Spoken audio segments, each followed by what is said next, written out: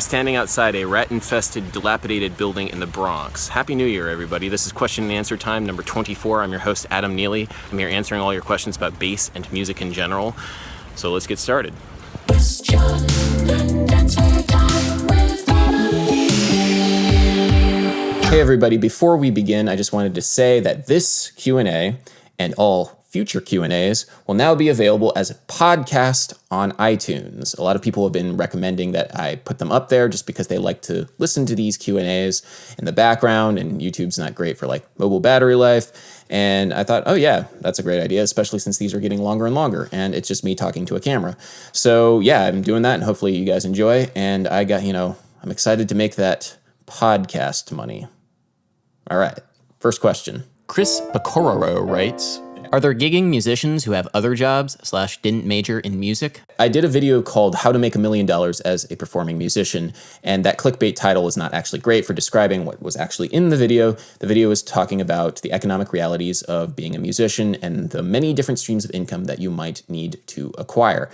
Most gigging musicians have other jobs. It's just the economic reality of the situation. Now, in terms of people who don't have music degrees, yeah, there are plenty of people who don't have music degrees, but maybe less so now than historically. Definitely in the past, it used to be the sort of system where you would either be a self-taught or study under a private teacher, and then you would go and play gigs, and that's great. But now it's more, well, I call it like the industrial educational complex. There's so many people graduating from music school programs now, and the market doesn't really demand it. Now, it's kind of a law of averages. Because there's so many people graduating, there's going to be less people who didn't go to music school in the, in the performance pool. That's not to say that you need to go to music school by any stretch, because there's no barrier of entry for really any performing job where you need a piece of paper which says, I went to music school, so you should hire me.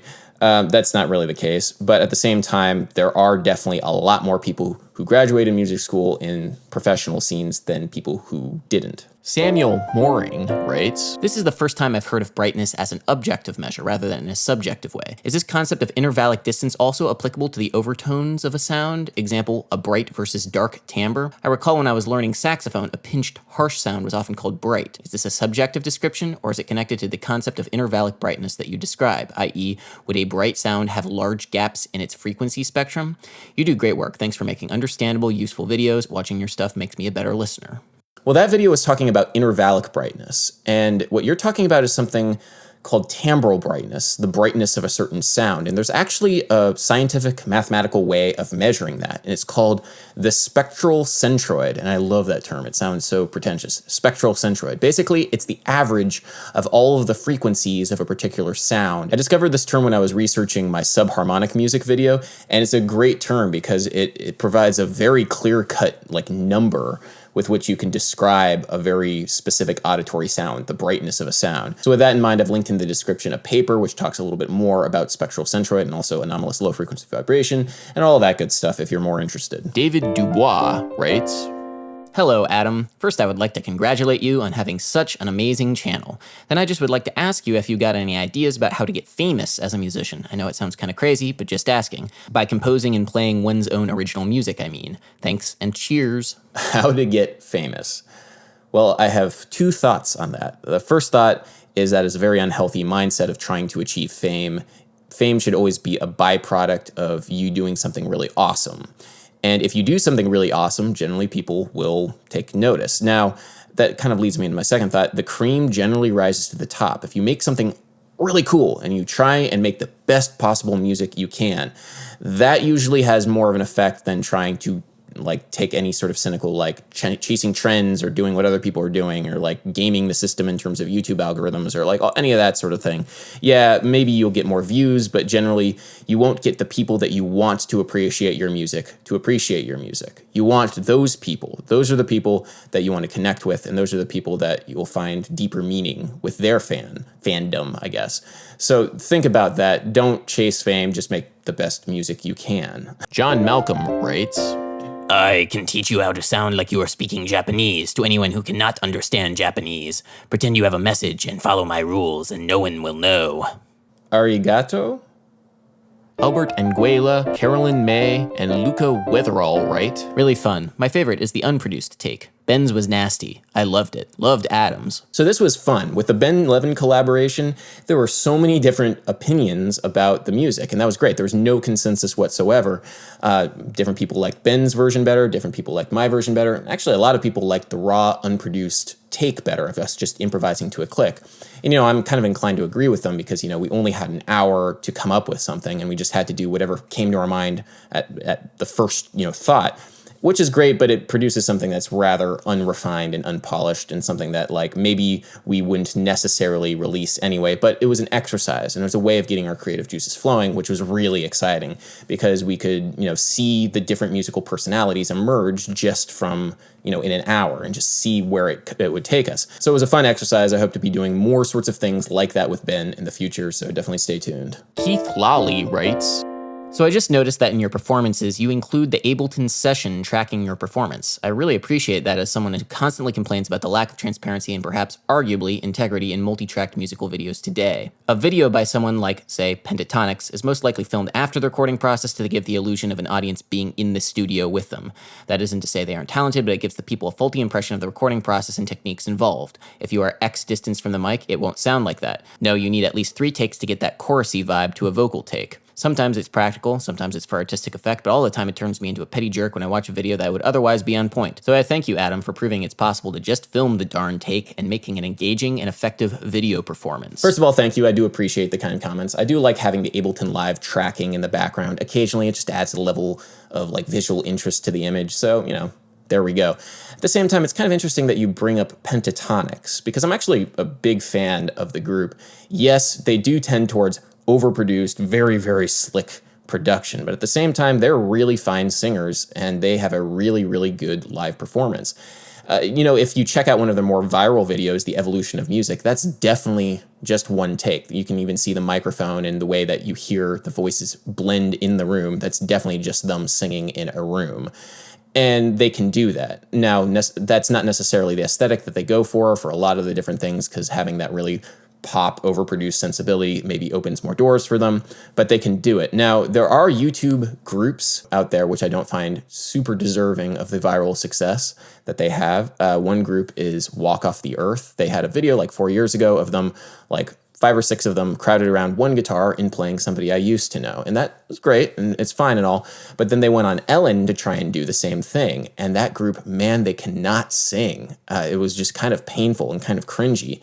And they've had viral success since then, but they've kind of wiped the internet clean of that Ellen video. Ellen Walk Off the Earth, Somebody I Used to Know, except for on Daily Motion, but you can't find it on YouTube, you can't find it on Ellen or anywhere, because they realize if this video gets super out there, people won't say nice things about us anymore. So anyway, shots fired, Walk Off the Earth, not somebody that I want to know. Ha!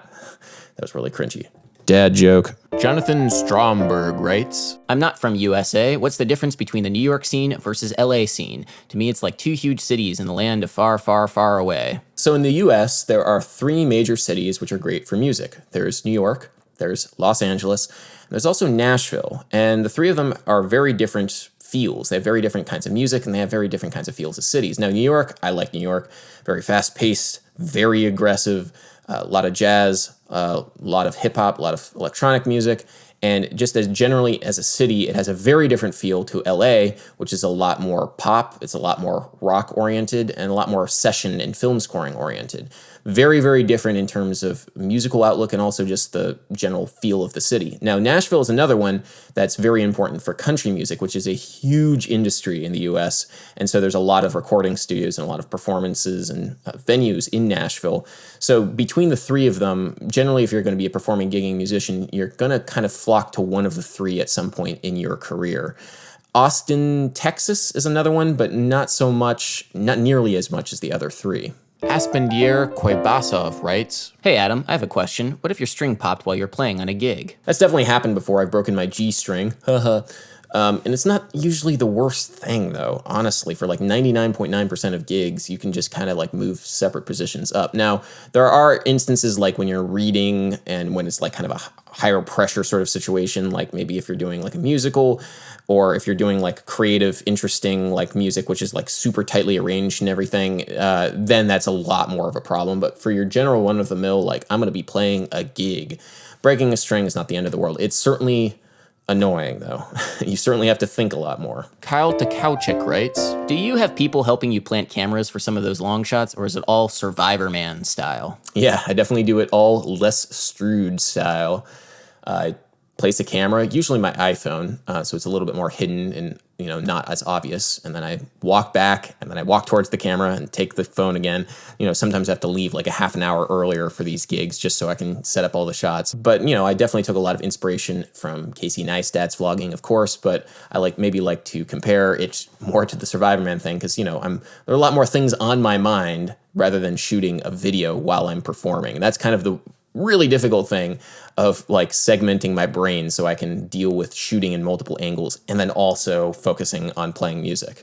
It's a lot of fun though. John McLaughlin writes, if you dig video game music, have you ever looked into going to MagFest? Final Stage played there in 2014. That's really funny. I actually played with Final Stage and with Zach Zinger at MagFest in 2014, and I think it was in Baltimore, somewhere in there, which was a lot of fun. Now, I think they were thinking that they were going to be performing at a bigger stage, so they were a little bit disappointed with just the whole situation, but at the same time, it was a lot of fun to play that music with that band. It was a lot of fun then, and it's a lot of fun playing with Zach again and doing these video game awards, so I hope to continue doing that sort of thing with Zach for a long time. vocalnerd writes, since you mentioned musical theater, would you/have you ever taken a continuous theater gig sitting in the pit on or off Broadway 8 times a week playing the same stuff? Is the Broadway musician scene part of the New York scene or sort of parallel to it? Thanks for bringing bass awesomeness into this world. I would definitely take that opportunity if it presented itself to me, but unfortunately it's rather difficult to have that opportunity because it's so competitive. The Broadway scene is incredibly competitive,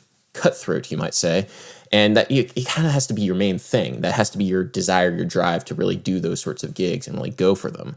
It's not really so much like my case. I dabble a little bit in it. I still continue to dabble whenever the opportunity arises. But, those guys are incredible musicians, but the scene sort of exists kind of in parallel. You do see like the Broadway, especially more of the off-Broadway guys playing other gigs because the off-Broadway work isn't as steady and regular.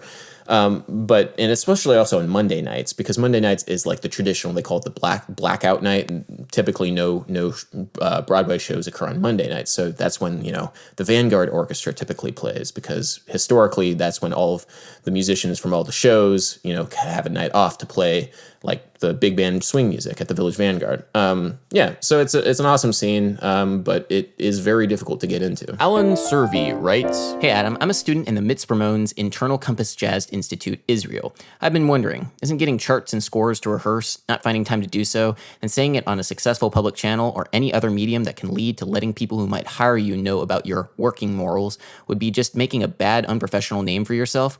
Thanks for everything you're doing to spread knowledge. Cheers. I understand where you're coming from with that question, but let me explain why I don't really think that it's unprofessional. The main thing is that it's kind of just a reality of the situation. Whenever you have a bunch of working musicians trying to put together a gig, and kind of like a one-off gig, and especially something that's like thrown together rather last second, it can just be kind of impossible to reconcile schedules. It can also be difficult to find a budget for it because in New York, you always have to rent out a space. You can't just get together in somebody's like garage or basement because there are no garages and basements.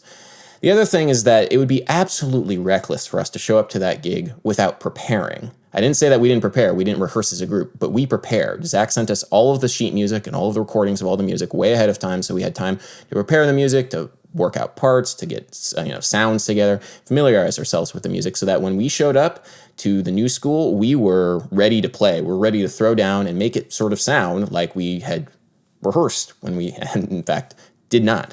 Now, the thing with rehearsal is that you should always show up to rehearsal super prepared. Rehearsals are never the place to learn music. They're the place to establish band chemistry, understand how certain musicians are going to play certain things, and also understand like little minutiae in terms of cues and working that sort of thing out. That's very important for rehearsal. But for especially these sorts of situations, you should know the music cold already. Now, one of the reasons why I think it worked so well for this particular gig is because I'd already been playing with Zach, and Luke, the drummer, for a while. Luke and I actually play a lot. He's the drummer in the Vaporwave video. He plays drums with the Metropolitan Players, my wedding band. He's a great drummer, very easy to follow. And, the only reason why this worked, why we were able to go in with very, very minimal rehearsal, was because we were so prepared. That's the thing that I think everybody should take from this video, is preparation is important. And I didn't really put that into the gig vlog, unfortunately, but the importance of preparation cannot be overstated. So in that way, I don't really think that I'm being unprofessional by saying that I didn't rehearse with these guys, because that's just a reality of the situation. But at the same time, it would be very reckless to go in without any sort of preparation. Jonathan Yataco writes, Hey Adam, I noticed that you use your iPad quite a lot on gigs, whether it be for reading charts or controlling your live setups. Are there any apps that you could recommend for musicians that have an iPad? So I mainly use the iPad to read music and read sheet music. I've kind of moved away from using it as a MIDI controller, because MIDI over Wi-Fi can be notoriously unreliable, and that's a pain in the ass.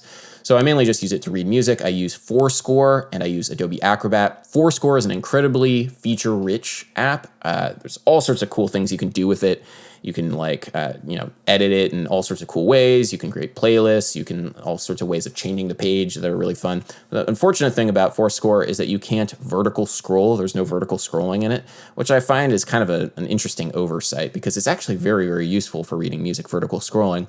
So for vertical scrolling, I use Adobe Acrobat, and also in Adobe Acrobat, it's very easy to organize 500 sheets of music and then find the sheet of music you need within a second. And that's really cool, just with the touch bar on the side, with everything. So I find that's really useful for the wedding gigs when something might be called at the very last second, so you need to bring it up.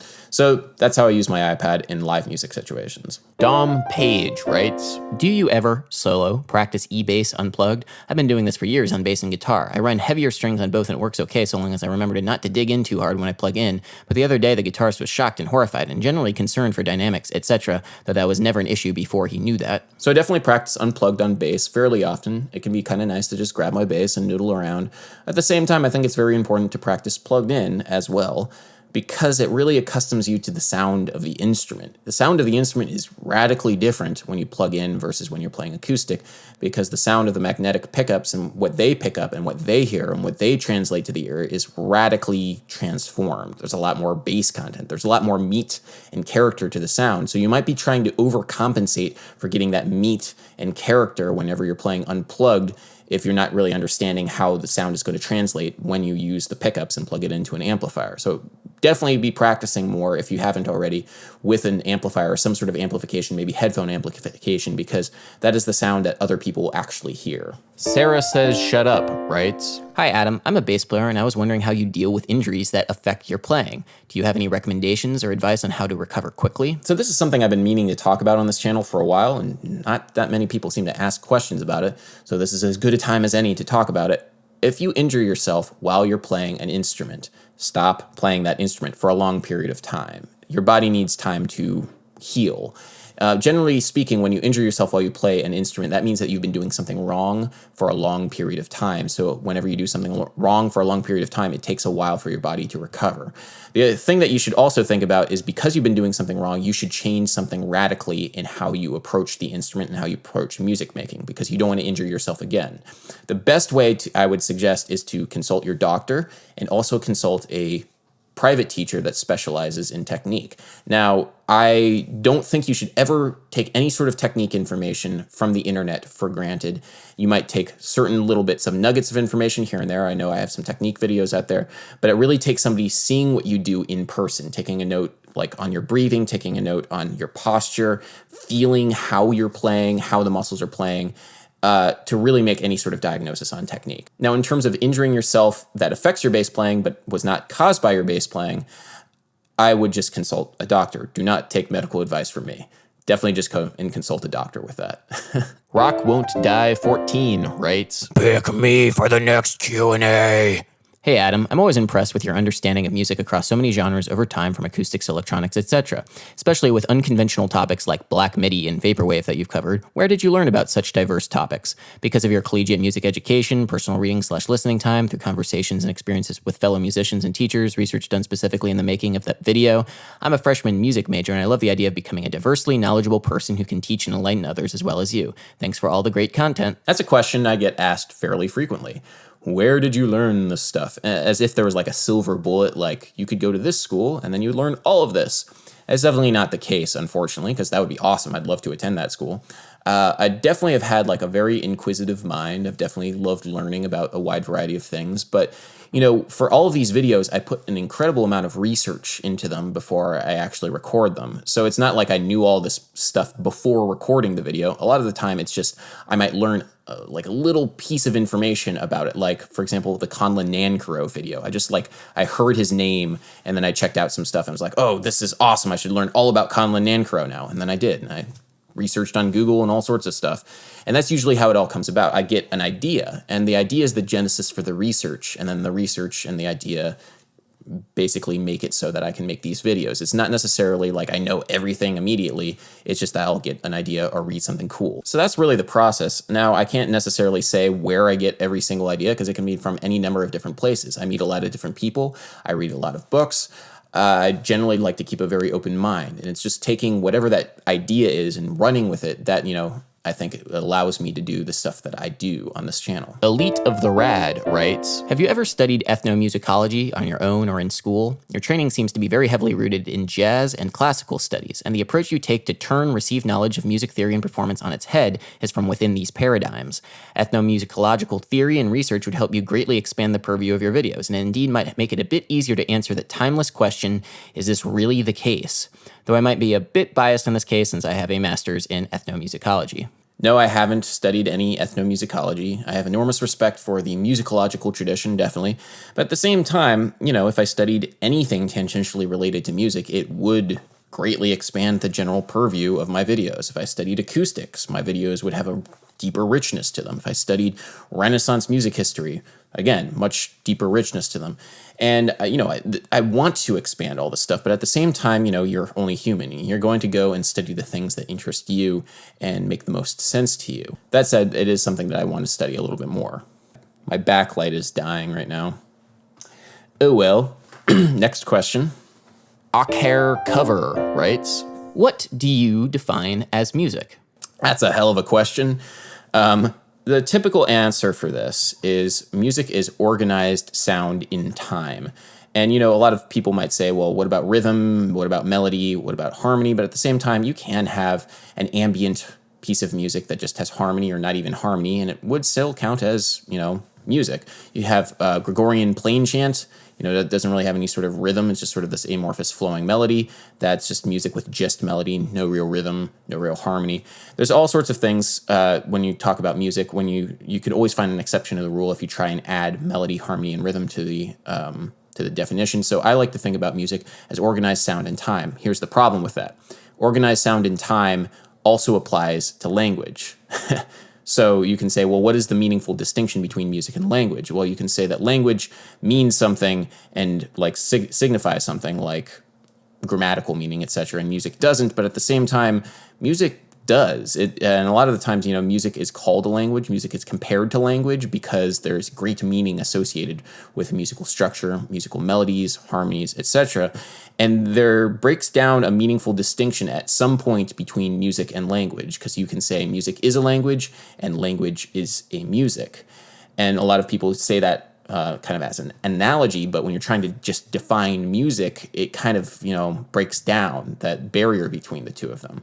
So at the end of the day, I still think of, you know, music as organized sound in time.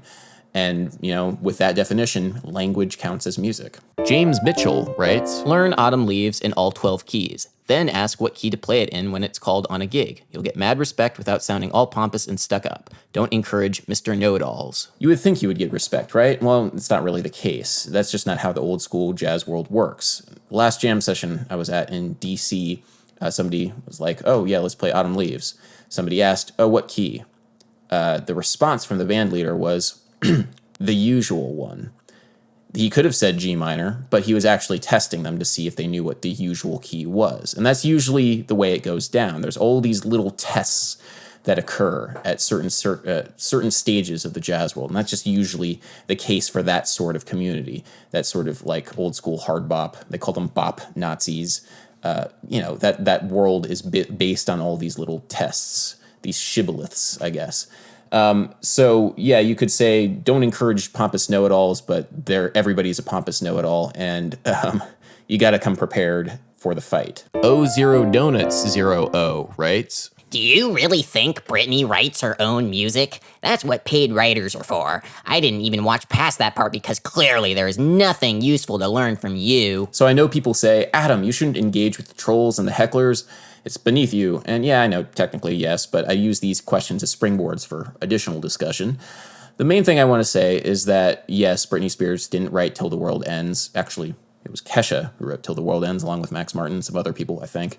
But at the same time, Till the World Ends is still a piece of music that you can analyze. Now, if I compare Britney Spears to Frank Sinatra, for example, sacrilegious, I know, Frank Sinatra didn't write My Way. He didn't write New York, New York. He didn't write many of the pieces of music that he's very famous for singing, and he kind of made his own. That does not detract from the artistry of Frank Sinatra, and it also doesn't mean that My Way isn't a piece of music that you shouldn't analyze, but it's just this, the relationship of an artist to a writer.